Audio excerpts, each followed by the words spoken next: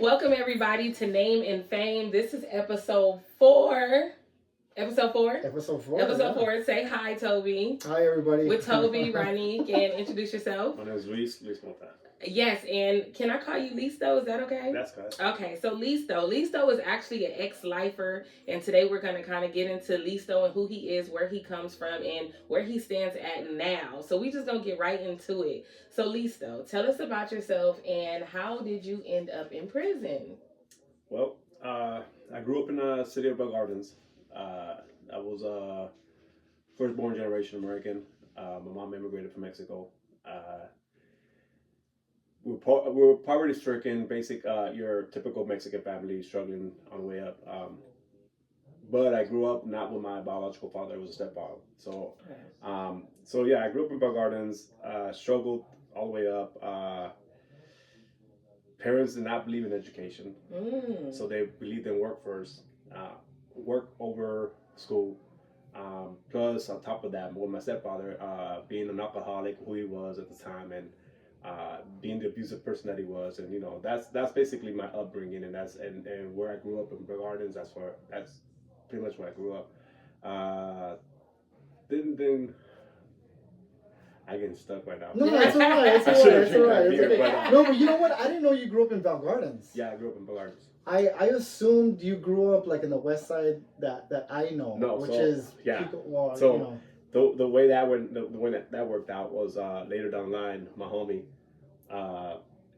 who had family from the west side, that was my road dog. We were always together, getting into a bunch of crap, kids, we started hanging around because we were both similarly the same. I remember when I ran into him in school one time, he was getting bullied, and I always get bullied because of how I was dressed. You got bullied. I used to get bullied. I can't believe that. No, but I didn't. Because he's like 6 foot. Yeah. I didn't let myself. That's the thing. I always got fights. You know what I mean? I always got suspended or a bunch of other stuff. So later down the line, anyways, I ran into him in high school, Bell Gardens High School. He ran into some guys that, I just happened to pass by and I seen that they were picking on him, and I stood by his side, and I was ready to give him back. I was ready to back him up, and then from there we grew a relationship. We had a friendship. We were cool with each other. Always had each other's back. Come to find out, he had problems with his father, and he had to run away from home. He stayed with our place. My mom took him in. So he had a place to sleep and stay at, and his mother got in contact with my mom, and they got to know each other, and she was, it's just the way our relationship developed at the time. Back in the 90s, especially the early 90s, even in Bell Gardens, it was like the Wild West. Well, I think everywhere. Everywhere was the Wild in the 90s. Yeah, that's actually what I was telling Ronnie to ask you. Yeah. Because I think when people ask, right, when they ask, like, hey, well, how was it, and I'm not talking shit. I'm not talking shit about, the gang members today or whatever they are. But I'm just saying, like, as opposed to the way we grew up, right? I'm a product of the late 80s, early 90s. And I was telling Ronnie, like, you couldn't stay anywhere. Anywhere in Los Angeles County, City of Los Angeles. I don't know about the San Fernando Valley. I didn't grow up over there, but anywhere in Los Angeles, you couldn't hang out anywhere for 5 to 10 minutes without a car pulling up on you. Yeah, that's crazy. And people don't believe that. In Bell Gardens alone, you had over 20-something gangs, and it's a small city. Yeah. You had Salsa 18, Playboys. You had King Cobras. You had Full Park Posse, Junior Mafia, the Brats. All these big gangs over there. You have other gangs like Maravillas over there. You got Ford, Mariana Maravillas. You had a bunch of tagging crews. Okay, so crazy. With that type of environment, right? Tell us, what was your sentence, and what were you exactly sentenced to? So I was sentenced to 29 years and 8 months to life for second-degree murder and two attempted murders. The way that came about is like after, what led up to it was first of all me running away from home. Okay. Because I couldn't deal with the situation at home with my stepfather being so abusive the way he was. So I told my mom, you know what, he's not my dad. Right. So he's the father of your children. He's not mine. Yeah. So with that said, I'm not gonna ask you to leave him because you got 4 kids with him. You know what I mean? So I go, so I'll make that choice for you, and I left. Wow. You know, and so my mom was like, no, like, but I had left. I was like, I'm done. And so you ended up in the So I ended up in the streets, and I ended up with my boy, and we, he introduced me to the neighborhood and whatnot, and so I was like, yeah, let's go. So I started hanging around, started going out to the west side, and I fell in love with it. You know, hold on. Let me just say something real quick because the way you said I fell in love with it. Okay, let me give you like a picture real quick. And I know at least he'll probably like give more details. Okay. So I grew up in the east side, East Los Angeles, all that stuff, right? So when I first started going to Pico Union, right, I was like, what the fuck is this? All I saw was like just dudes out there, like 10, 15 deep, just walking around, just doing whatever the hell they wanted. But they didn't. I don't know about the specific area with you, but with our specific area, some of the existing gangs that were there, they sound like, hey, whatever you guys do, don't rob from the people here. So I don't know if that remains true to this day. And what that means is like, if you've seen like, I don't think it's a derogatory word, the paisas out there, right? The men, women that were born in Mexico, if you've seen them selling stuff on the streets, leave them the fuck alone. Yeah. If you want to rob other places, cool. But they never really wanted that heat or that disrespect. Yeah. But Pico Union, when I went over there, it was just way different, man. Like way different. It was fun. It was like just trippy out there. Yeah. Yeah. So the reason I say I fell in love with it was because of that. Like I was able to replace my family with a new family. I had acceptance. Yeah. Right. But going to that point, that's the other thing I loved, the way it was structured. There was no stealing. Yeah. From the community. Yeah. We hit up. Yeah. Okay. But we took care of people. We took care of neighborhood. Mm-hmm. And then all the littles, because I was considered little. So there was like Little Listo, so it's a little crew right there, right? We were not allowed to like get high with like hardcore drugs. Marijuana and alcohol was cool. Yeah. But methamphetamine and heroin, big no. You get checked. From your big homies. From the homies. Now those are real big homies. Those are big homies. Those are real big homies. And they looked out. Like we still mess around behind their back, so yeah, we did. But you couldn't do it. But you couldn't do it. Yeah, that's because if they catch you, it's hands on. Yeah. Wow. That was the big difference between that I seen from like the west to the south and other places. It's like they were really concerned about the youth, like, and they kept you under the wings, and they wanted to school you the right way. Oh yeah, it's definitely not like that in this generation. They want you to be as far off and as far bad as they. All right, so going into prison, what would you say was the hardest part about prison? Would it be like the mental isolation, the isolation from the world, or was it just the sentence itself? Well, when I got found guilty, like I said, when I was sentenced, like I didn't cry. I just took it. I was like, you know what? Because my little defiant little ass, who I was at the time, was like, I don't care. This is what I told myself literally. Like, I don't care if I'm 80 years old. I'm gonna make it out of here. I'm not gonna die in here. Like I felt that and I believed in that. Like I don't care, like whatever. I'm not gonna die in here. And so. Going inside and of course it was a really eye opener because you see who people work for, who they really work for. Right. You see a lot of people that were just basically in politics, and I was messing around in that time too, like getting involved in it and stuff. But you start seeing how people were using people for their own gains. You start seeing that they're also trying to like they use the system to try to wiggle their way through it. In other words, so they won't be in a hot spot, but I seen a lot of stuff and did a lot of stuff that I was not proud of. Thank you. I'm not proud of, but there was so much, and there was just so much violence. Witnessing so much violence, so many riots, so many, especially with staff, so many things that makes you like whoa, like. Makes you grow up fast. Talk about it. Get into it. You said especially with staff. Especially with staff, it's like it's people don't understand. They think, oh yeah, like it's fun. No, it's not. Oh, it's not. Believe me, because the aftermath of that is crazy. Give us a story. I'll give you an example. I was in Calipat State Prison in 2003. A riot kicked off, and it kicked off because of my brother. I was solo with my brother at the time. And this was in AR 2003.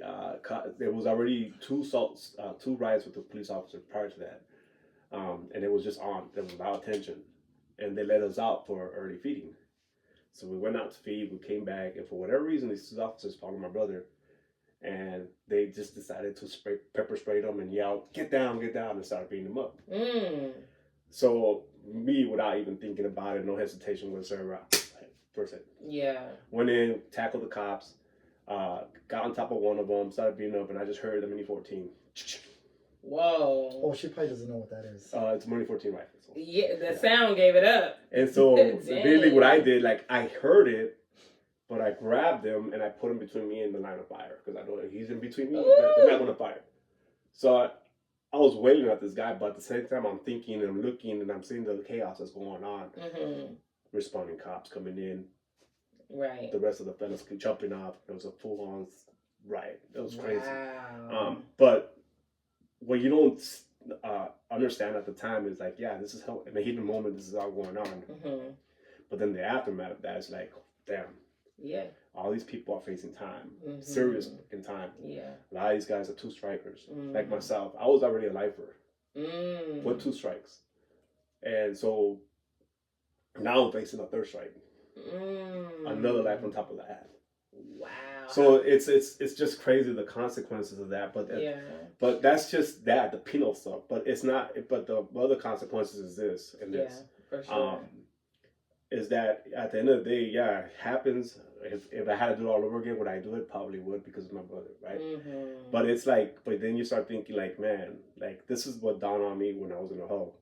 It's like, why does this always keep on happening to me? Like always getting in trouble, always going down the wrong path and stuff. And then to me, like, I told myself off early, like, you know what? From here on out, like, I don't care what happens. Yeah. Like, I'm not a victim. That's you know right. what I mean? I'm not going to be a victim. But also, I'm not going to make more victims. Why? Because I like, who am I? Like, I'm not the law. I'm not God. I don't get to decide who gets punished. Like, you know. So that's, like, I started putting emphasis on like, valuing people again. Like, respecting boundaries. And not only that for myself, but not to put other people in harm's ways because of the choices I'm making. Nice. You see what I mean? Yeah, absolutely. Because then the other thing that dawned to me is the other part of that is that when it finally clicked, like what I had done to be in prison, it's like I took a person's life. Wow, hold on, that was too deep. You said when it finally clicked. It finally clicked. How long did it take? A long time. 2004. It took since I was 17 since 1997 and 2000. And what was that mental for you when it clicked? It was one of the most depressing times in my life when I was in a hole waiting to get. I was fighting my case and. You know, upon them finding me guilty or whatever the conclusion of the case, I was gonna go to the shoot term and whatnot. It was what dawned to me was that I took somebody's son, somebody's brother, or somebody's friend or cousin, and then that person's never coming back. Right. And when that dawned on me, that hit me is like it hit me like a ton of bricks. Like that night, I couldn't even sleep. I felt like I had like a bunch of weight on my on my chest. Like I couldn't even breathe. I was like, damn, I did that. Wow. So that moment was like that was a deciding moment for me where like I need to get my shit together. You know what I mean? I needed to get my shit together because it's not sure you're young, you're dumb, you're ignorant, you're doing all these things, it's spur of the moment things, it's you're living at the mercy of your will, like lack of a will thereof. But it was that moment, that clarity that finally gave me the the motivation to like do better and be better. Wow. It was a clarity. Yeah, it was a clarity. And then so I always believe I believe in a higher power. So going to court for that assault and battery, like a judge, like I always feel like God puts people in certain places for a reason. The first thing he did was he didn't even read the file, he went straight to the medical file. And he said he read it, and he read where the officer said he only struck me 3 times and then struck my brother only 3 times. Yet my brother had a fractured skull, a fractured ankle, over 20 welts in his back. I had over 20 welts in my back. The map wasn't mapping, and he threw it back to DA. He goes, do something with this because I don't believe nothing that's coming out of that file. Wow. So that right there in itself saved me. Oh yeah. From getting another life sentence. Yeah. So was the correctional officer happy? I don't know. They're not happy with that. So I came back the next day to court, and they offered me a 2-year deal, felony but not a strikeable offense. Mm-hmm. So I took it. Oh, wow. And so that also reduced my shoot term because I was looking at, I think it was like 4-year shoot term, something like that, and it came down to like 6 to 12 months, and they gave me 9 months shoot term. So again, you're in a shoe, you lose everything. Yeah. Yeah. All your property, everything that you ever had, you lost everything. The only thing you keep is your transcripts and your mail and then whatever little hygienes that they let you have. Yeah. So, Lisa, going back to the, if you don't mind, Ronnie, going back to the clarity, right? I think it kind of hit me in a different way too, because I think going to juvenile hall, you're there with everybody and their fucking mothers wants to beat you up or attack you or get off on you, whatever. So I think for me, like, nothing really registered, nothing really like sunk in my mind about what I did or how I did it because of all the outside distractions. You know what I mean? Because you're living day by day, wondering like, damn, who's gonna drive up next? Who am I gonna have to fight? Whatever. So you're distracted. For me, it was a little different than your experience with the county jail. I'm going in. Nobody knows who in the hell I am. Not connected technically to a street gang because of the whole graffiti thing, but that in itself, like, I'm in survival mode. You know what I mean? Mm-hmm. So it wasn't until like prison, being there for I don't know, maybe 10 years or something, stuff really started sinking in with me. Because again, for me, it was a little different than you because I'm surviving and they're two different type of ways. You're just surviving one way. Having a green light, all the other damn stuff, and still, walking different pods and getting the shit beat out of me. Sometimes people would feel bad, give me a pass, which they weren't supposed to. But it was just different. So I think, like, was it that you didn't have too many distractions that you're able to get that clarity or really think about what you did or what was it? So something similar to what you were saying.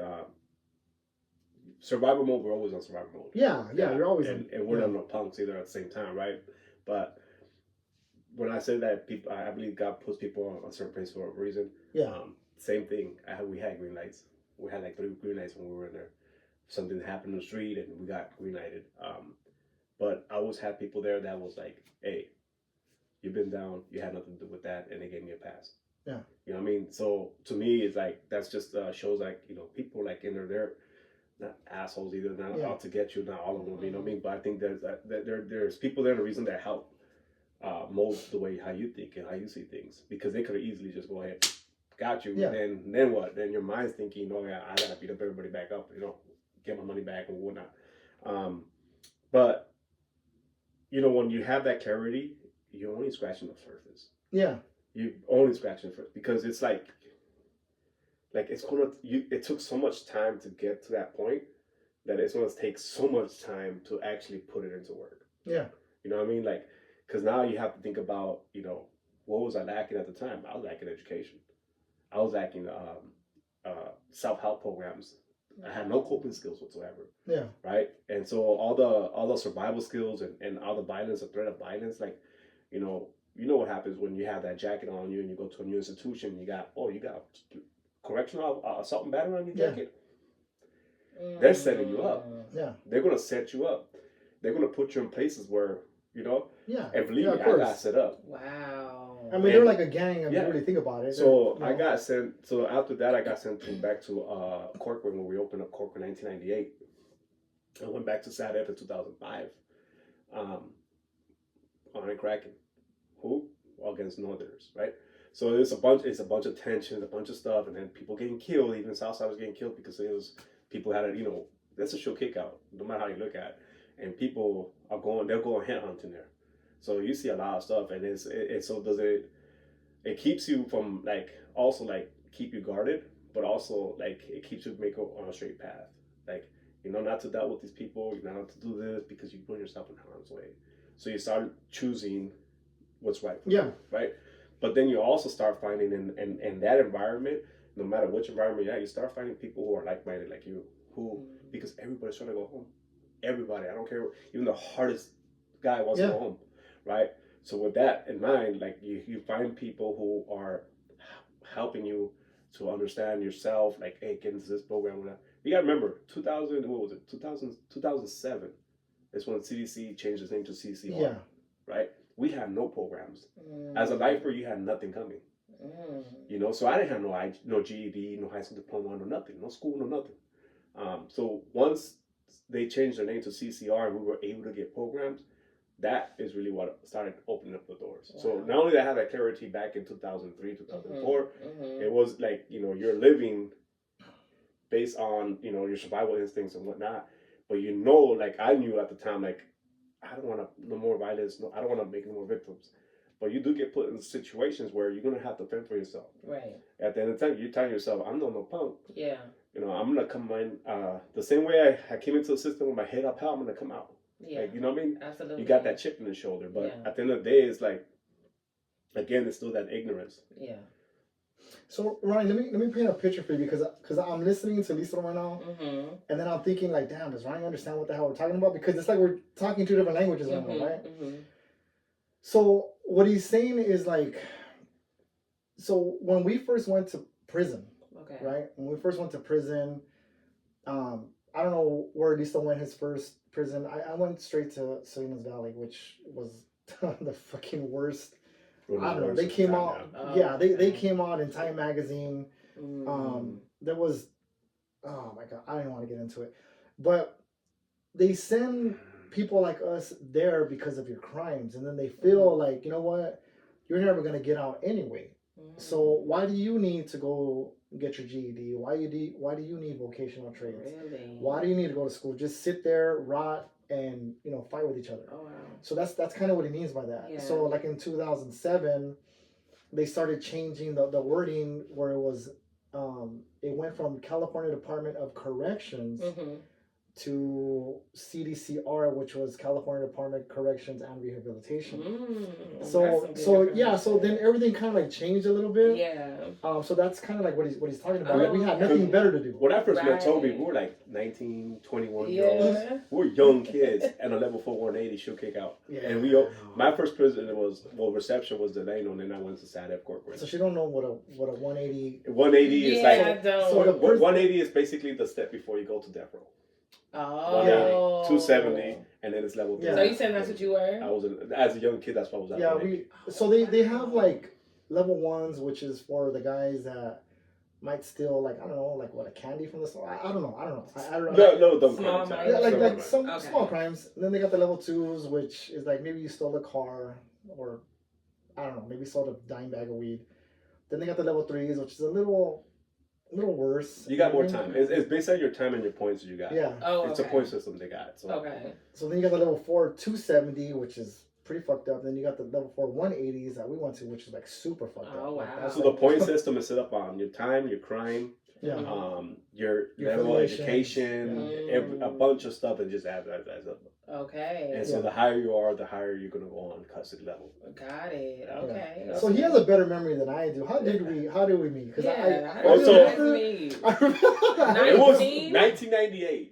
1998. We were still getting packages. Ronnie, were you born yet? I was. Oh, okay. Yeah, I was born 88. 1998. I was 10 years old. We were still getting packages from the street at that time. I don't remember. And we were dumb knuckleheads walking around 180, getting size 50 jeans and walking around with Cortez and still acting like a fucking idiot. So we're walking with the hardest thing, and then you had everything in that yard. You had everything in that yard. You had everything from Norteños, Bulldogs, Nazi lowriders. On the yard. Yeah. It was like Bulldogs. All your enemies were there. Everything was there. But at the time, Bulldogs ran with us. Are you talking about actual dogs? Bulldogs. The Fresno gangs. Okay, all right. No, it's a Fresno gang. Okay, I was like, wait, y'all got dogs? You know, I met a lot of them guys, and dudes were solid, and I had respect for the guys. I just felt that the fellas did them wrong. But whatever, it happened what happened. But that's prison politics. Again, it just shows you how people use people. Yeah, for sure, Yeah. But at the end of the day, like I said, I got no beef with nobody in there. Like, yeah. Everybody's doing their thing, whatever. So 2007, 2008, I actually graduated. I actually got my high school diploma. Nice. That little success. Oh my goodness! What like, did that do? Man, I could do that. Like it gave me so much confidence. I'm sure. Like, dude, like, and then so it took a while because after that I dropped points and I went across the street to Old Corcoran, and it was just chaotic, just as chaotic over there. And then I went down to 270. I was in yard ABC yard. Mm-hmm. And then we was there, and then they had us in lockdown for 17 months. Tension with the Norteños, whatever, whatnot. But I was the cook, chef. I did a bunch of stuff. I try to keep us positive and try to learn and try to do as much things as I can with myself at the time. Right. That's when I was with one of my homies who just happened to get out too. Another ex-lifer. He was a 3-striker. Mm-hmm. And so he was taking a paralegal certification class. He's like, hey, he would ask me questions, and I would answer him. He goes like, and he jump off the bunk. He goes, why don't you take this course? Like, you already know about law. I was like, I do know, because we all become legal beagles in there. Like, not everybody. Not everybody. No, I wasn't that smart. Yeah. I wasn't that smart. One of the things that strikes me is like, the level of ignorance that a lot of people have in there. Mm-hmm. Don't know basic stuff, and I was one of them. Mm-hmm. So I, instead of like wondering, I wanted to know. I wanted to know things. I want to know how this works, why this works, why I was sentenced to this and that. Mm-hmm. So you start reading up, and like boom, again that little success I had with the high school diploma, sparked that. Yes. So I ended up taking the course, had to pay for it, and I was a certified paralegal.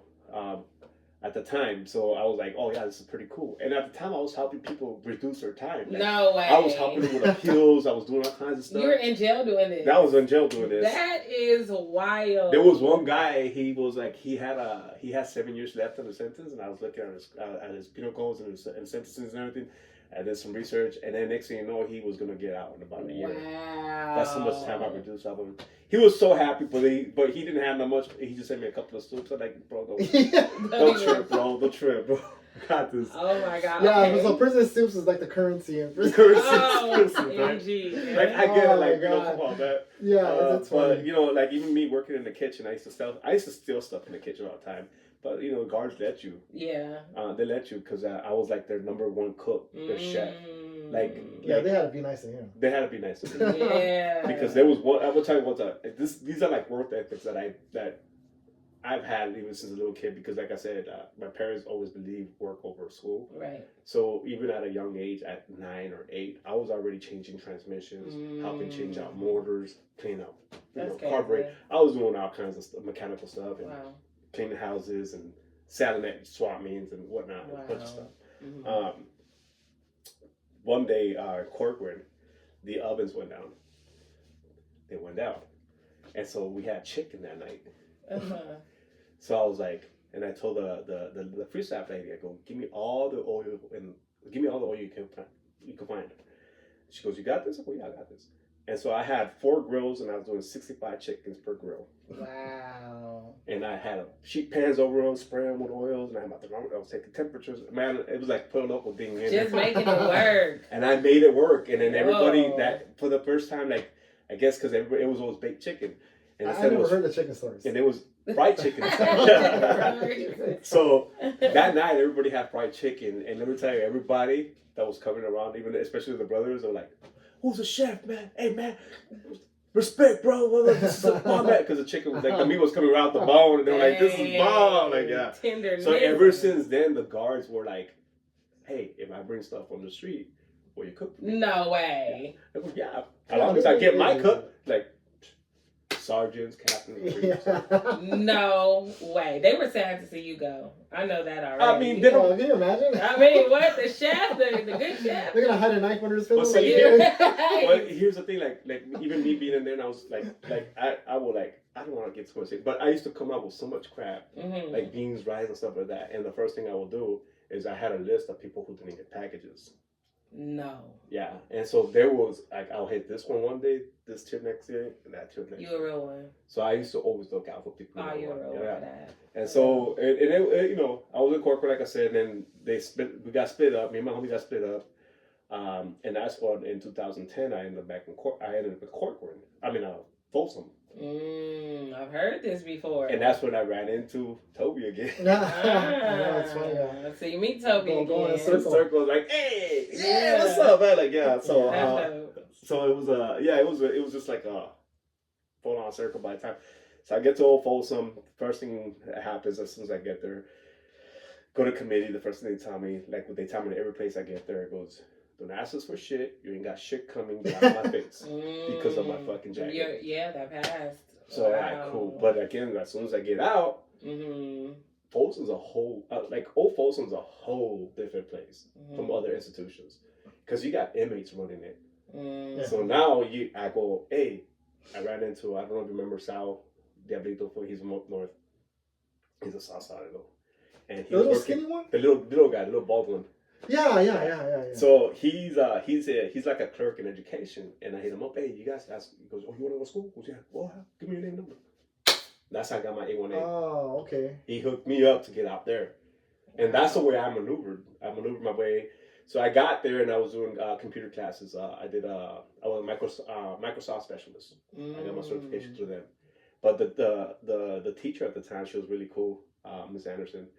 Shout outs to her. She's really cool. So she allowed us to do a lot of stuff in there. And then she came up with a thing. It was, hey, why don't you guys do a thing on like jobs, like resumes and all that stuff. And start getting people ready for the streets.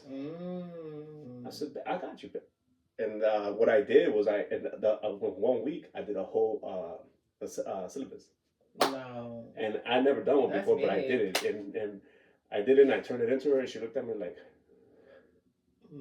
how'd you know how to make these? Right. Like, and it was all on point. Everything from point 1, 2, 3, 4, all the way like 10 steps. All I hear is, because I'm thinking about the child, right? Yeah. Like, you had so much potential. You always had that potential. I think I did have a lot of potential. Oh, you fixed my tattoo bed right now too. No way you put that Oh, up. I'm so fucking mad right now. No, I mean I built it. He said, low key, I'm hating on you right now. No, I'm just fucking. I'm just fucking around. Yeah. No, because he looked at it and then he starts fucking around with it. And I was like, yeah, I don't know, maybe I didn't do it right. You know what I mean? But then he goes, oh no, you're doing it the wrong way. You're supposed to do it like, was it down. Right? Yeah. So and I was like, oh, come on. Wow. Yeah. I hate you had to go to prison to figure that out. Yeah, but it kind of almost seemed like it did work in your advantage in a way. That's I think in so many ways, and I hate to say this, but I think prison saved my life. See, I told you that. Yeah. You know, I told you that. Like, because I was such a knucklehead. Like if I did not get arrested and go to jail, I would have committed more crimes. I would have taken more lives. Wow. That's one thing. And I was, even when the board asked me, I was straight up like, yeah, if I didn't come to prison, I would have took more lives. Yeah. Oh. Yeah, and you know, me and Ronnie didn't really like go into great detail like how you just said it right now, but like my thing is like, because I love the fact that you said, hey, I'm not a victim, and that's the difference between us.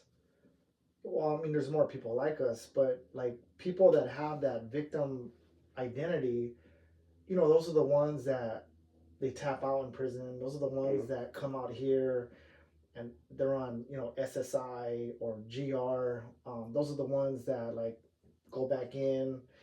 But yeah, like I really appreciate the fact that, you know, you just threw it out there like that. Hey, I'm not a victim. You know, you said the same thing when we did your interview. That was literally your same words. Yeah, because it's hard to look at anything else, but like, he could easily say like, hey, well, because of my upbringing. Yeah. And never once did he say that. He could say, oh, well, because I was a gang member. This is what... No. You know what I mean? I'm pretty sure well, I don't know. Like, do you think you had a choice, or do you think you just did shit because you wanted to do it? No, well, here's the thing. Like, when I said I grew up with an abusive upbringing when I said about it, right? Like, you are the victim of your circumstance as a kid. You have no choice, right? But at the same time, is you gotta stop focusing on everything else and start focusing on yourself. Yeah. Right. So in 2006, when I was in Corcoran Sat F, I was always mad too though, because why is this punk still out there and I'm doing time?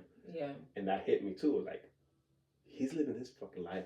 I need to live my fucking Is life. this your crimey? No, this is my stepfather who used to beat me up all the time. Right? Mm-hmm. So instead of like blaming him for all that stuff, there's a time, a point in your life where you gotta fucking man up and fucking live your life. That's right. Stop fucking focusing on that. Stop being that victim in your head. Yeah. So it goes, he's not in there in prison. It goes, I'm doing my time for my stuff. So that point right there that was a turning point for me, another turning point for me, because it was like I was able to forgive him on the spot, so I could live my life. Right, and you still had a good healthy relationship with your mom, or even with him to this day, they're still together to this day. Really? Yeah. And he calls me his favorite. I'm not even his biological. Yeah. Wow. Because I look out, I go by, and I check in on them. My other siblings will too from time to time. But they need a ride or whatever. I'm there, like, like I'm the eldest. I'm the eldest in my family. So big brothers always do what big brothers do. Right. You always look out. Absolutely. I still make it my business to go and visit my family members wherever they're at. Wow. To keep that connection. Yeah. Because I understand family is important. But to that point about not being a victim is like, you gotta see where you're at, and instead of saying why, is like how. How can I be better? How can I do this? How can I get myself out of this? Or how can I improve my life? Exactly. And instead of thinking, oh man, I'm poor, this and that, like, how can I get money? Right? Like how like, okay, I gotta upgrade this, I gotta upgrade that, I gotta do this, I gotta hang around with different people.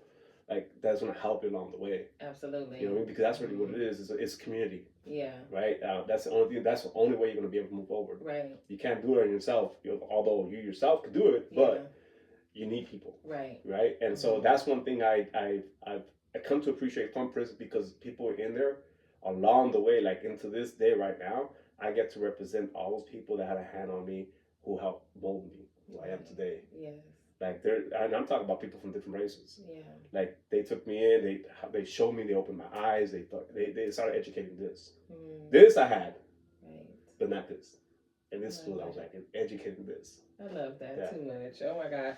Okay. So I do want to get into your transition and who you are and where you stand today. But before I do that, Toby, and you're going to join in, we're going to play a little trivia here. This is the prison trivia, okay? All right. So no thinking about it. We don't want no thinking. Just throw out the first thought that you think. What item is considered most valuable? Shower shoes, ramen noodles, or you can fill in the blank with any item you can think about. What item is considered most valuable in prison? Ramen noodles, shower shoes. 9-10-inch serrated steel. No, I'm just. Oh no! That was a joke. The most valuable thing in prison is your word. I think I think your word and whoever you surround yourself with, because everything else is secondary. I like that. Yeah, I like that. Because going back to all these items that you listed,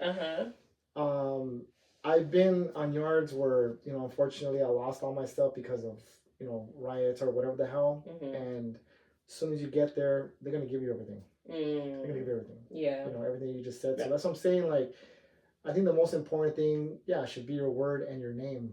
Okay. Everything else just secondary. Okay, I got a good one for y'all. Because this one is a fill in the blank. That was funny. A mistake that follows people the longest in prison is, and fill in the blank. I don't even want to touch that one. You go ahead, Lisa. Maybe you can come up with a politically correct one. A mistake that a person can make in prison that is going to follow them possibly for the rest of their sentence. Well, that's one easy.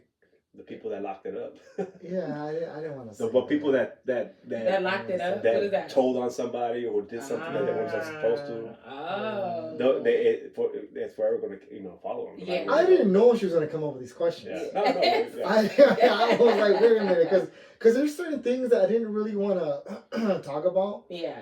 Because like I said, because me and Lisa were just talking way before you got here. Like, my thing is, like, I didn't want certain type of people on this podcast, and not because I have a problem with them or what they did or how they did it. It's just I choose not to. Right. And again, it's not because I have a problem with them. Yeah. I'm not going out there trying to like get off on them or anything like that. It's just I choose to have people that, hey, you know what? You went in and you came the same way out to a certain degree. You know? Yes. Because my biggest thing is like, you know, like I said, I think I deserved everything that I got. You know what I mean? I was doing a lot of dumb shit. So whatever, you know, I got the time for it. I had to do it. The same person I was when I went in, I had to modify it to a certain degree because, you know, because of the regulations, the norms, political views from other people. So you have to kind of like calm your ass down to a certain degree. Right. You know, you can't just do what you want, however you want, whenever you want. So so yeah, I think it's just that, Ronnie. Yeah, I mean, listen, we can keep it politically correct. I don't need. We don't need to know no sensitive information. I mean, but at the same time, it's like, you know, I don't hold it against them either. It's like, I mean, I'm just talking about like people like, you know, I'm pretty sure they regret it, whatever, but maybe not. Okay. You know, because at the end of the day, we don't know what they were going through. What they probably needed to do this for whatever reason. Yeah. That's their prerogative. That's their thing. I don't care about that part. Like I don't live that life anymore. You know what I mean? But you know, I try to tend to see like like feel some kind of degree of like sympathy for them, like you know, but not to the point where like I want them around me. No, right, of course, not with where you are today, and you are a prison success story, and we are going to get into that. But I do have one more trivia question. And before you have that trivia question, I want to say this because you know I'm harboring some really bad feelings right now. You know, I don't know if I ever told you this, Lisa, but I remember when I was in SATF. I know you know. You're like, what the hell is SATF? It's actually SATF, right? Substance Abuse Treatment Facility. Yeah, I was on B yard one time, and I forgot how the hell I ended up there, but there was about out of the 5 buildings and one gym, I think there was maybe about 30 of us on the yard. And I remember there was close to 300 active Norteños on that yard. And you know, we had just went to war with them twice. And I think what I really hated, and I took this so personal, and I never took it personal when other people did it, you know, because we're in Folsom, a lot of people, you know, they tapped out, they locked it up. And what we mean by that is they just said, hey, I don't want to be here no more. That's what we mean by they tapped out or locked it up. Because I know you're probably like, what the hell's locked it up mean? So when I was in SATF, B yard, I was really pissed off because there was a lot of lifers there. But during that time, IGI, and you probably don't know what that is. IGI is internal. Yeah, it's like a gang. Internal gang investigation. I need a prison class. Yeah, and then they have ISU, which is kind of like a little bit beneath them, which is Institutional Security Unit. These are the guys that they think they're like better than the rest of the correctional officers. They try to investigate people for whatever. Think the feds. Yeah, I didn't like the fact that they were going up to everybody, trying to jam them up, saying, "Hey, man, you know, right now the board of prison terms is letting lifers out, but you got to lock it up." Because as long as you're on the main line, the main line is basically where we're at. As long as you're on the main line, you're basically telling the board that you're still active and you don't want to go home. So it's fucked up because every fucking day, Lisa, I'm not even exaggerating. I wish there was guys here from BR that could you know co-sign it. Well, I don't need to co-sign it, but I'm just saying like every time we came out, there was people walking the walk of shame. They were in handcuffs. They were going straight to. Because they wanted to go home. But they didn't go home. Oh wow! But so was it a trick? It was a setup. So my thing was, and I don't really want to talk about this too much, but going back to Salinas Valley, when we first started hearing about the first SNI yard, which is sensitive needs inmate. This is way before it was SNY. Yeah. So when we first started hearing about this, even as a young man, this is how warped out my mind was. I've always been the type, Ryan, to think 5, 10, 15 years from now. Like, fuck, what's going to happen? What's going to happen? So in my mind, I was thinking because the Sureños were the most treacherous people in there when it came to in-house activities than the Norteños. And what I mean by that is like, we couldn't make any mistakes.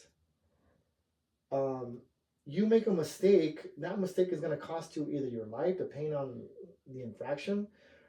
Those mistakes could have been maybe you getting beat up real bad, But if you're on the 180 yards, like what we're talking about, those disciplinary actions come with a knife in the fucking back or chest or whatever. So that's what I'm saying. It was like really really difficult at that time. You know what I mean? So and when you think nobody's looking or nobody knows, it's just a prison yard thing. You get a kite from the back talking about you gotta handle this. Yeah, yeah. So it's just I don't know. So there's always somebody. Yeah. Yeah. And then a lot of times it's cigars. Yeah. No. Yeah. A lot of times. So a lot of times because they have direct contact with the fellas in the back. So I used to I don't know Lisa if you remember, but even when we were in Folsom, like I used to tell people like, well, if I and I used to be sarcastic about this. I used to tell homies like, hey man, if I really wanted to go home, I would check in. Yeah. If I really wanted to go home, I would go lock it up like everybody else. Yeah. But for me I couldn't. You know, I don't know. I mean, I just Catapat State Prison was the same thing. 2000, I think it was 2002. We walked to Chow. Yeah. And right in front of the sergeant's program office. Yeah. Oh, catch up real quick, and they'll like go down acting like the tire shoe, and then we'll turn around and go straight, lock it up. Yeah. And they were dropping like left and right. And now fast forward now though, like I was just like I don't know, like I looked at content behind that, like as far as like you know like you run stories across what's going on with prisons and stuff that, and the guards regret what they did because now they can't control the SFI guards. They're more active than the right.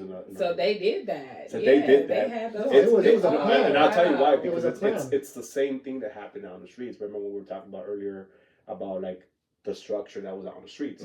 No doing this, no sleeping with people, the littles can't do no drugs. Once you took those guys out of the streets, what's the street got now? Exactly. There's no respect out there. Right. Wow. Yeah. Now you even have people tagging on murals. Yeah. Like that was a big fucking no. Yeah, that's not even cool. Yeah. That was a big no. But anyways, we don't want to get too far into it. I know. Okay. So I have one last trivia question, and then we'll end this off. I'm gonna give you the floor, and I'll tell you exactly how. But first, we'll do this last trivia question. So, what outside freedom do people take for granted the most? A, silence and privacy. B, being able to choose what to eat and when to eat. Or C, being able to walk outside and smell the flowers whenever you want. See? Yeah. You got, like, you have a yard, but you don't have a lot of places that have grass. There's no trees. There's no trees. There's no plants. Birds. Nothing. Yeah. There's nothing. And it's just concrete and just barren land sometimes. Wow. Dirt. Yeah, so that would drive me crazy. So so you know what's funny? Okay, so we have windows, but those windows don't look at nothing. So if you look at my bedroom, right, and you look at all the rooms that are here, all the windows are open. Right. When I wake up in the morning, I enjoy the fact I look out and I see a fucking tree. You know, it's an ugly tree, but it's my tree. You know what I mean? When I first got out, Lisa, and then. You know, we should have asked him how did he feel when he first got out, because when I first got out, I was terrified. I was like, what the fuck is this? You know, it was just like I got trapped in some weird ass, I don't know how to describe it. But when I first got out, I went to, it used to be called Walden House, but then they changed it to Health Right 360. So when I went, it was right in MacArthur Park. And back in the day, we used to walk from Pico Union, go all the way to MacArthur Park, just go get big bags of weed. And it was like a scene from the movie The Warriors. It was so fucking funny. But anyways, when I was in MacArthur Park, there was these beautiful red flowers. I don't know what they were, but I was like, wow. Like, I actually took the time to go and smell them. Like, what the fuck? Like, this is crazy. Wow. You know? And then once in a while, I get hurt my ass and I'll go smell these roses that I don't even take care of. But it's just... it's a trip. You know what I mean? Because you don't see that. You don't see birds in there. I don't think I've ever been to a yard that had grass. Folsom had a little bit. A little patch, because we also played soccer on it. Softball, and they used to kill it all the time. Yeah. Oh, wow. So there was no grass there, really. And the first time I seen birds were nasty ass pigeons in Folsom. The geese. Remember? They used to land on the yard. Oh yeah. And then they had an American bald eagle. Oh yeah. You're right. Yeah. That was the first time that's why I felt like Folsom was different, bro. The water was cleaner. Yeah. When I first got there, the food was a lot better. Yeah. Than other places, but then they started going to that of the crap that soy stuff, and oh my god, yeah. that's when everything started going bad. They want everybody to grow. No, whatever. That was another thing too, like in corporate, they used to give us these packs of soybeans, and it said on the label not for human consumption, and they wanted us to cook that, and I'm like, we're not serving this. What? No, yeah. No, that's wild. It's wild, but that's what they wanted to feed. Like, we're not serving this. They slam us down, and then the cops are the one that's cooking the food and serving it to us, but we're not eating it. Yeah, like nope. That's crazy. So, Lisa, I gotta ask you this. When you first got out, right? Because you and I, we never talked about this. When you first got out, right? And I'm gonna give you an example. I'm gonna fast forward this real quick. When I got that white ducat, right, saying to report to R&R, I still didn't believe it. I was like, nah, this is a fucking joke. You know what I mean? So the next morning, I get my little ducat. That's what it's called, a little stupid piece of paper that they cut. Type in, hey, you gotta report to R&R. R&R is receiving and release. So I'm there, and I don't even have any parole clothes. I don't have any parole clothes because nobody really knew when I was getting out. Like, it wasn't like definite. They gave you like 30 days to the governor, rejects it, then another 30. I forgot. It's 180 days. He probably remembers more than me. So I get this duck, and I'm sitting in R&R, and I'm like, this is bullshit. You know what I mean? I paroled with some gray shorts that surprisingly people wear today, and they think they're fucking they're rocking. I'm like, those are prison shit. Paroled in those. Some fucked up Nikes and a slingshot, a tank top and a white t-shirt. That's what I paroled in. And as I got in the van, I was like, nah, they're gonna fucking turn this shit around and put me back. Got in the van. I went to, I think it was Bakersfield. Or Fresno. Maybe Fresno. Got on another bus, and I was like, this is fucking crazy. And then I think from Bakersfield, I got on a train, and I bought a $5 Corona with my $221 that I paroled with. Wow. And I was just like, fuck, am I really getting out of here? Like, you know, so I don't know, like, what was yours like? Like, did you believe you were gonna get out? So I was waiting for the governor review too. Right, yeah. Because I owed extra time. Remember the 2 years I got? Yeah. Well, it's on cap. So they were like, the board told me, like, we don't know how that's going to play in, blah, blah, and whatnot. So I'm like, all right. So I had to wait for that. Once that was over, they were trying to threaten me, like, oh, we're going to put you in a 50-50 yard. And I was like, all right, whatever. Well, she doesn't know what that 50-50 yard is when they started introducing half general population and half people on SNY. The PCs. So in other words, they're going to set me up. Oh, wow. You know? So I'm like, all right, whatever. So whatever, I didn't say nothing. And then all of a sudden, I waited. I was 602 in it, by the way, because they were not releasing. Like, I was like, okay, since you did not apply all my credits, because I was a lifer, and believe me, I had a lot of, I had years of sub-help programs, certifications. I had library. I was approved in Library of Congress. I was transcribing Braille. I've had my associate degree in college, social science. I had a bunch of stuff that they were not applying because I was a lifer. Well, since I'm not a lifer now, how come my credits ain't kicking into that? Come on, talk about it. Right? Yeah. And so they're like, oh no, you know, blah, blah, blah. They was just, you know, they dick you around, whatever, whatnot. Just, so anyways, they goes, well, you're going to go to a 50-50 yard. I'm like, all right, whatever. And then my mom thinking, I'm not going home. Like, I'm not going home. You know, like, this is messed up. And then on top of that, you have people who found out I was going home, and then you have haters. Yeah. Yeah. Yep. Wow. This guy goes, hey, can you take this out to the yard? You know what's in there. Testing you on the spot. All right. Took it out to the yard. Whoa. Yeah. So if you got people that'll test you, right? Like, to see if you're still one of them. Right. But you have those haters that they don't want you to go home. So fast forward, I waited. They didn't. The governor didn't take my date. And then what ended up happening was, my counselor calls me and he goes, "Hey, how would you like to do your time outside?" I'm like, "What do you mean outside?" It goes, "It's an MCRP program." Yeah. I was like, "Sure, I'll do my time outside." Like, okay, whatever. Because you'll be on ankle monitor and all that stuff. Like, I don't care. Where do I sign? Yeah. Here, sign here. Yeah. We went to. Yeah, we went. That's when you found me. He found me, by the way. So fast forward, I think it took like after I signed that, I think it took like about 2 weeks, almost 3 weeks, and I get the ducket to go R&R. I'm on S time. Yeah. So I had to go to R&R and report in about 72 hours or something like that. I forgot what it was, like 2 days or 3 days, whatever. So I was already getting rid of all my stuff. So hold on. So Ronnie, S time means that you come up on a DMS daily movement sheets, right? And all the clerks have access to this sheet. Okay. It has your name on there and it says S time. So S time means secure. Was it secure time, right? Secure time, something like that. Yeah. So basically, telling every fucking buddy, you're not friends and foe, friends and foe that you're going home in 10 days. No. Yeah. So it's up. It's lit after that. Yeah. But you gotta watch your front, your back. Yeah. I'm not gonna mention those names. You know who it is. But when I got found, because I got found sober my first time going to board, which was a crazy. I came out and I was like, oh my God, I couldn't believe it. Like they found me suitable. Like, what the, like, you know, and to me it wasn't real. And then I seen that person, that individual walking by, and I was like, what happened? And he goes like, they found me suitable.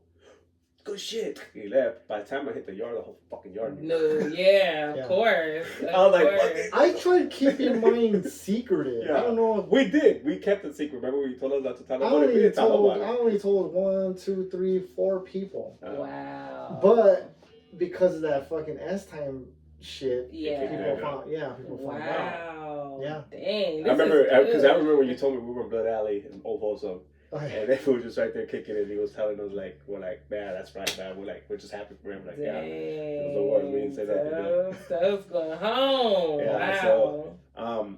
But yeah, so I ended up getting my ducking, and I was like, fuck. So I started giving everything away. People, I had stuff for people. I gave my guitar because I used to play guitar in there. I gave a guitar to a paisa who had nothing. Like I started looking out for people who had nothing. Wow. That's what I did. TV, radio. I gave that to my homie that was there. Yo. I gave it to him. Then I left, and I'm waiting there, and I'm thinking, this is probably some kind of trick. Same thing. You have your doubts. Yeah. And then next thing you know, like, how is this gonna work? Like, am I gonna go straight to that program or what? So next thing you know, I'm on a bus and I'm going to Tracy. Oh wow. So you get there and I'm in a cage and I'm like, this is in my yard, by the way. And I'm in there with a bunch of other people and they're all catching. They're just there for layover. That's all it is. Yeah. And I'm there, and the first thing they do is they give you a gallon of water. Here, do not drink the water. Do not use it to wash your face because it's contaminated. It's crazy stuff. And then I'm there, and I'm like, okay. But the cops, at least, were cool enough to lock the gates, to make sure there's no porters or out there or anything, because people would just run out, start. Up and down an artist, start giving them up. So I'm there, whatever, and then they come for me and they cuff me and they put me in a some kind of building and some kind of like by myself, and then up in the top tier where nobody's at, everybody else in like in the second tier down, and all you hear is dissing, a bunch of crap talking. I'm like, I don't fucking care, like fuck this, I'm so fucking over this fucking shit. It's like fucking soap opera. It's like a never ending soap opera. Like fuck, shut up. Anyway, so I'm there, but I can't sleep. I get to my cell like around 10 o'clock at night. And I'm just like waking up and I hear everything out the door, like fuck you, blah blah blah, fucking some rats. Yeah, well, you got. Okay, so she doesn't know, but so when you go to the home, right?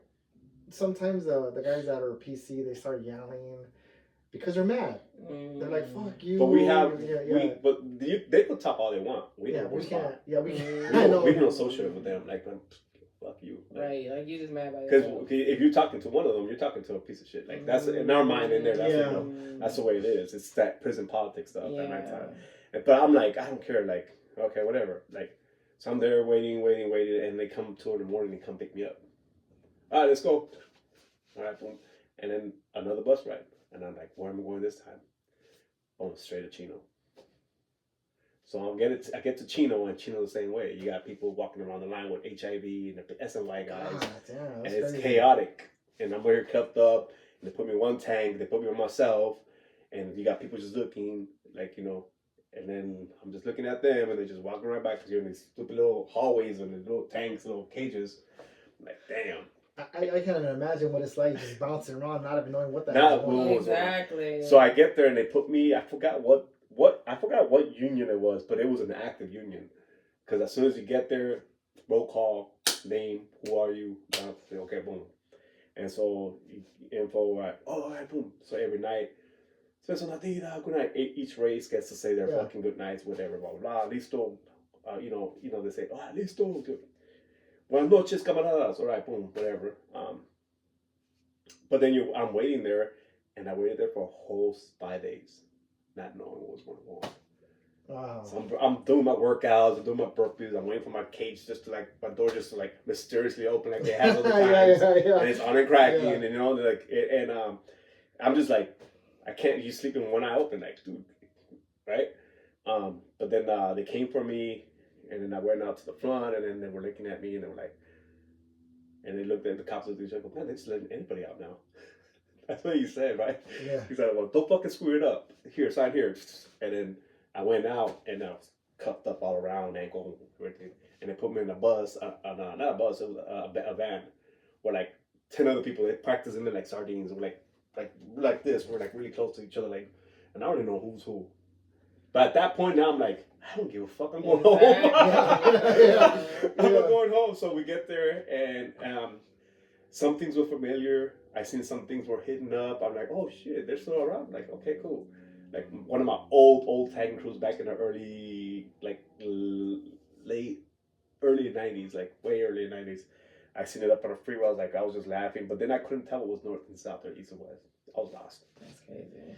But the other thing that I seen that broke my heart was the amount of homelessness that was out there. Yeah. It was crazy. So anyways, we get to Amity Foundation. They pull us out. And the first thing I seen in the curb was my neighborhood. I was like, oh my God, they're way out here too? Like, what the? Oh my God. I was like, wow, I was just laughing. Like, what the hell? So they take off the Cubs, and they made us feel just as home. They just came.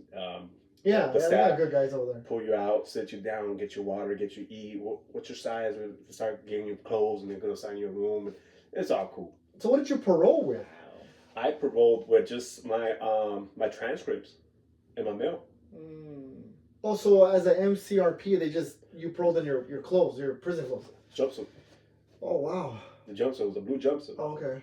And then as soon as I was there, they take that off. We're gonna get your clothing. They took care of that. Wow, that's crazy. Yeah. We're going way over our time.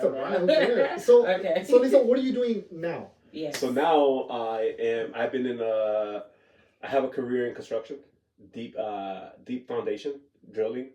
I do a lot of stuff like the big old piles that hold the freeways up, retaining walls. We amend soil where you could build big structures, or we have to go down. We go down. Underground parking lots, whatever you need. That's my company does. We do dewatering. We do a lot of stuff. I work for an international company called Condon Johnson Associates. So I'm out of the LA office. I just recently was in San Diego. We got another office over there, but I had to go do some work over there. Started Monday. I'll be up in Bishop, up north, and then we have 3 offices, 4 actually: San Diego, LA, Oakland, which is the main one, and in Portland. Wow. So I'm a local 300 labor. I'm a union. Come on. So he came over here after 1 week of being in San Diego, right? A month. A month. So I'll stay there for the whole week, and the weekends come back home because I'm also a first time dad. I have my son. He's 1 year and 9 months. Oh, right now? Yeah. Congratulations. Yeah. So I was gonna ask if you have kids. Yes, you have a little son. Oh. So Lisa, do you mind? Okay, because me and Ronnie talked about this too, right? Like, and I told her that you're not one of those guys. I was telling her stories about how guys they go in there and they just they can see a big old girl and fuck it, what I mean? I'll get visits from her, get a little bit of food or whatever. That wasn't the case with Lisa because I never really spoke with his wife like a lot. Mm-hmm.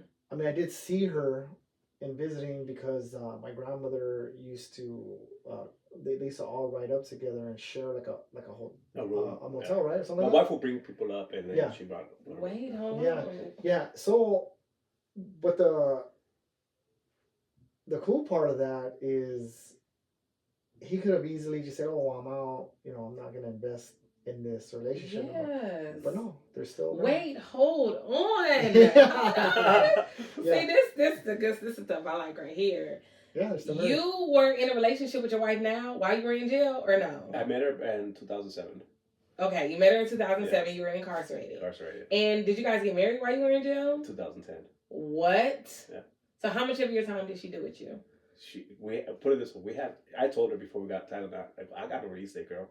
She's like, well, you're not going nowhere, and I'm not going nowhere. So like, all right, cool. You ready? You down to do this? She's like, yeah, all right. I got your back. You got my back. So we're interviewing her next. Yeah. Wait. I mean, it would be kind of a good idea. That would be Like, awesome. she'll probably do it. for getting Her somebody's perspective from a woman. Yes, absolutely. Having to do that fucking time. So let me tell you that she had a lot of like, I give her a lot of credit too, because she will send me books to read. And that's how I started learning more about trauma, like The Boy Raises a Dog, The Body Keeps a Score. Like, she sent me a lot of these books about childhood trauma stuff. Wow. And so and that's what opened also my eye. Like, again, I was in college at the time, and I was doing so much stuff like the educational programs. I was even in the Gavel Club. I joined the Gavel Club of Tulsa. The fuck is that? It's public speaking. Oh, okay. And again, remember when I was telling you that I did the syllabus for the unemployment stuff and everything? Well, they tapped me if I wanted to do videos on it.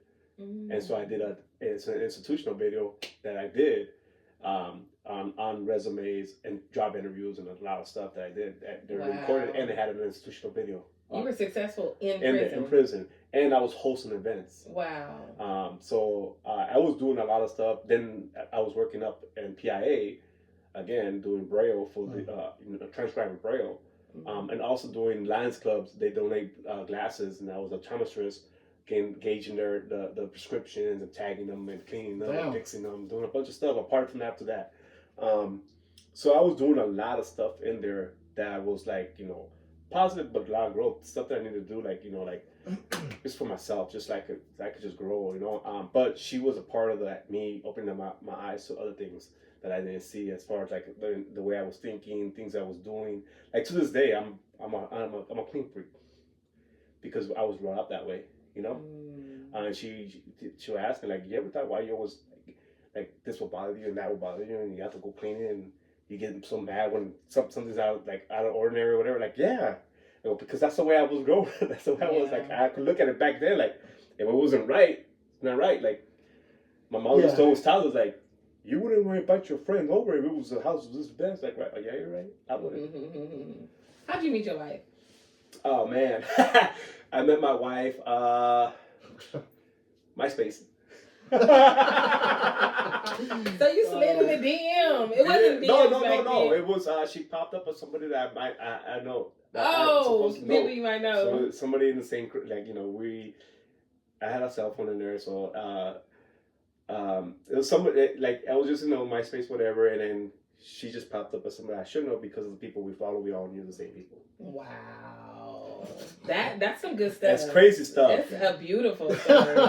But it was crazy. It was funny because it was like, I still can't really remember how the actual conversation started. Mm-hmm. But then we found out, like, we started talking, and then we started writing to each other, and then it just grew from there. Nice. Wow, that's dope. That's dope. So now you went from being incarcerated to now being a father, to being a husband, and a very hardworking man. Having a career job too. Having a career job, yeah, that's a. And you know what's funny is him and his wife have a house literally down the street. No way. 5 blocks from here. Oh yeah, he did tell me that. 5 blocks wow. What are the odds of that? You guys went from passing each other in the hallway to now living. That's what I was telling you. That's a trip. Like, 98 is the first time we ever met, and then ran against each other in 2010. And funny because when I got out, he found me with, hey, where you at? Like, wow. Come to the McDonald's. I still got the pictures. We went to McDonald's. Yeah, he found me McDonald's. I want to see those pictures. I want to see those pictures. Yeah, so we always stayed in contact, and we met a couple of times after that, and then did I pick you up, or did we just meet there? We met there because I was I think Did I have the ankle? No, I didn't have the ankle monitor no more. Well, that's what happened. Okay. So I was there in Amity, right? Uh-huh. And then like 2 months later, Mm-hmm. they just came and took off my thing because all my good credits kicked in. My Oh, 602 was actually yeah. retired. Oh, okay. Wow. So they took that off. It's all right. You're good. You don't own time. So they told me go home for 2 weeks and come back, and then you're gonna be on parole. Nice. Yeah. Nice. Okay, so this is how I want to end this off. I want to end this off by you giving a message to the youth, somebody who may have been dealing or is currently dealing with, maybe abusive mother, stepfather, kind of similar to your situation, maybe going the wrong way in life. Maybe tell them some things that you would wanted someone to tell you. Okay, for my experience, my situation, I don't know if it's gonna be like the same, but I had to understand and come to terms to like the level of education my mom had. She had third grade education, so she's like from a rancho, like her education was not that, and for her, it's like she had a lot of rejection issues. I was her firstborn, and my sister was a different dad, and then she had kids with this guy that she's with, my stepfather. Um, then I had to look at his issues, alcoholic, drug addict, whatnot. And I had to come to terms with those things as far as like I don't have to accept them, but I have to understand why this is happening in my house. Like this, why this happened to me, and what I can do to protect myself. Um, the difference between now and back then is totally different. Back then, you could go to school with a black guy, they won't even ask you nothing. With a black guy, they won't ask you nothing. Nowadays, it's like there's gonna be investigation. Yeah. There's gonna be a bunch of stuff. Back then they used to still use the wooden paddle and hit you in school. So my advice would be, like if there's family members that because that's the one thing that helped me a lot too was I had an uncle that lived with us and he's seen it firsthand, and he'll just lie to my stepfather and like his brother. Hey, I'm gonna need him. I'm gonna take him to the store. He used to just take me everywhere so I could just escape that, to be out of his crosshairs.